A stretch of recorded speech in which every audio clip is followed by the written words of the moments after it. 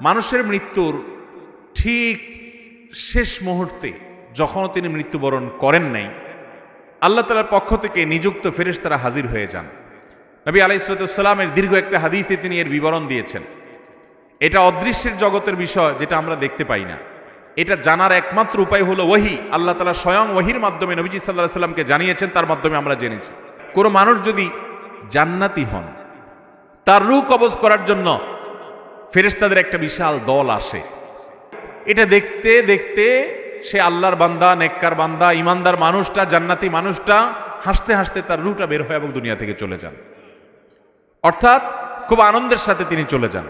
আর এর বিপরীতে যেই লোকটা জাহান্নামী, তার রূহ কবজ করার জন্য ফেরেশতাদের একটা দল আছে, কিন্তু তারা এতটা ভয়ঙ্করভাবে উপস্থাপিত হয়, এতটা তীব্র ভয়ঙ্কর রূপে তার সামনে আবির্ভূত হয়, উপস্থাপন করে নিজেদেরকে, যে সে দৃশ্য দেখে তার হাহাকার শুরু হয়। আশেপাশে মানুষগুলো টের পায় না, কিন্তু সে ঠিকই টের পায়। এই জন্য মানুষের মৃত্যুর আগ মুহূর্তে মানুষ টের পেয়ে যায়।